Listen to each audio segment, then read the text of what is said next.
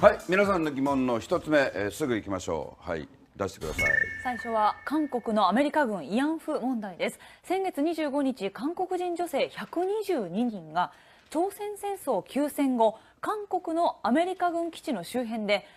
アメリカ兵を相手に売春をさせられたとして、韓国政府に1人当たりおよそ100万円の賠償を請求しました。この女性たちはアメリカ軍の慰安婦として韓国政府に管理され、人権を侵害されたと主張しています。これにわかに出てきた話ですから、一般には具体的によく分かんないって方も多いと思うんですが、朝鮮戦争っていう戦争がありましたね。はい、主として北朝鮮と韓国が争って、そこにアメリカ軍と中国軍が加わった、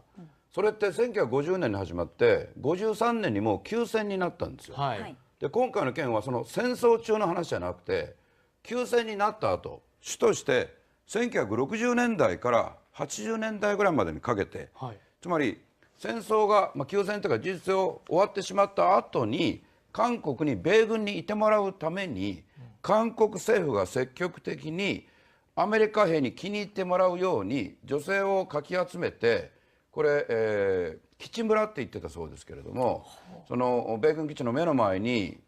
こういう女性たちを集めた、村みたいなのを作って、でその時に韓国政府側が、例えば警官であったりそういう人たちが、この訴えによればですよ、女性たちの訴えによれば暴力を振るう例もあったと。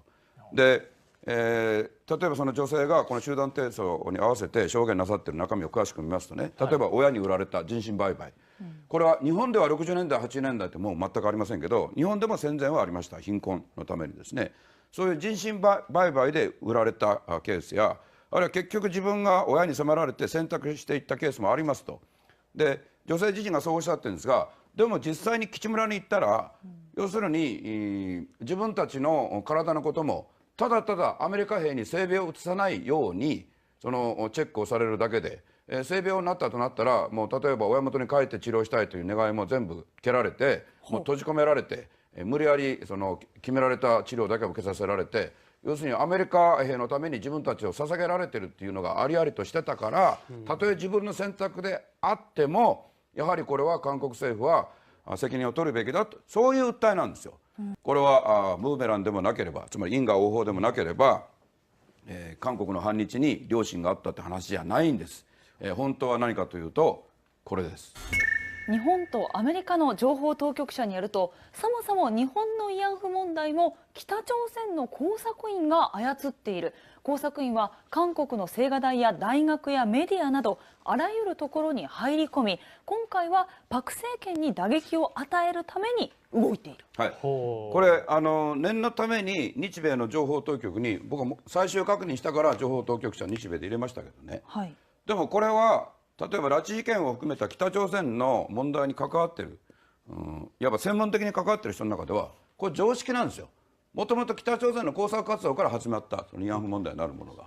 これ例えば拉致被害者について救う会っていう団体だったり、あるいは特定失踪者を調査している団体がありますよね、はい、そこにいらっしゃるその幹部連はこれみんな前からよくご存知です。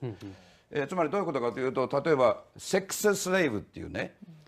巧妙な言葉を作ったり、あるいはむちゃくちゃな数ですけど20万人いたことにしたり、あるいはもっと言うとさっき言いました例えばソウルの日本大使館の前に意もしなかった少女の像を立てたでしょ。あれ誰が中心になって立てたかというと、韓国の低身体問題対策協議会ってあるんですね。低身体っていうのは身を挺して例えば村西さんを守るって体ですよね。でこの低身体問題対策協議会って言ってるんですが、これ韓国の民間団体ですけど、そしてこの低身体っていうのは実は慰安婦と全く関係がなくて、これ工場労働のことを言ってるわけです。身を捧げて例えば兵隊の相手をするんじゃなくて、性的なことをするんじゃなくて、工場で女学生だけど工場に行って学校に行かずに工場で働くことを低身体と言っててですね、でこれは実はアメリカでもイギリスでも戦時中普通に行われてたんですよ。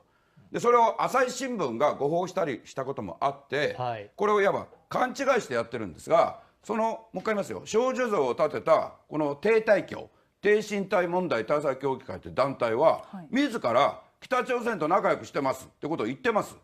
幹部が公言もしてますし、実は韓国の捜査当局はいくらなんでもっていうので捜査したこともあるわけですよね。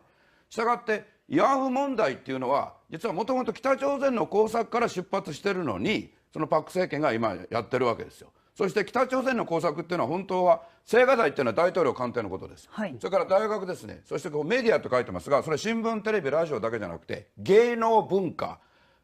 あるいはドラマ、音楽、そういうところにもたくさん入り込んでるんですよ。ということもあって、もう韓国のありとあらゆるところに入り込んでるのが実は現実なんですね。でしたがって今回、突然韓国自身の問題としてアメリカ軍に女性を差し出すようなことをやってましたねっていうのも本当はちゃんと北朝鮮の影が差していて、それはどうしてかというと、これそもそもこれやりましょうと決裁したのはパク・クネ大統領のお父さんのパク・チョンヒ大統領ですから。そしてパク・クネ大統領は現在の女性大統領は中国と異常に接近してて、北朝鮮から見たら自分の頭ごの地に中国と仲良くしてるから、そのパク政権と中国両方に実は打撃を与えるのが目的ですから。つまりこの集団提訴の真相は、日米の情報当局者によると、北朝鮮の工作機関が韓国を牛耳っていることを中国に見せつけることが狙い。はい、もう一点覚えておいてほしいのはですね、北朝鮮の工作機関ってのは本当にしたたかで巧妙なんですよ、この工作活動で韓国完全に負けてると言わざるを得ないですね。だって韓国側から北朝鮮に浸透してませんから、北からは南に浸透してるけど、そうするとですね、もう一つ巧妙な罠が隠されていることお分かりになりますか。さっき言いました低対共っていうのは、この間やりました河野談話の検証報告書にたくさん出てくるんですよ。韓国政府が日本ともう手を打とうとしても、この低対共をはじめ民間団体からいっぱい言われるから、韓国政府がもうビビってしまって、日本側に何とかしてくださいというようなことがその検証報告書にも出てくるんですね。でしたがって今回の動きも北朝鮮の隠された意図があってですね、それはさっきのお話で気がつきました。つまり、この米軍慰安婦問題っていうのは、韓国軍が例えばあるいは警官が無理に引きずって連れて行ったっていうことではなくて、主として人身売買であったり、あるいは自分で選択したことであってもモラル上問題があるってことを中心にしてますよね、それって河野談話の検証報告書で打ち出されてきたこととある意味似てるところあるでしょ。いや、おっしゃる通りですね。だからやがて国際社会の大きな流れが変わって、やっぱり日本軍が無理に連れて行ったのは嘘じゃないかなった時にも備えてるというね、巧妙な布石なんですよこれ。だからあえて申しますが、良心的なことだとか因果応報といういわば常識論で片付けない方がいいということなんですね。はい。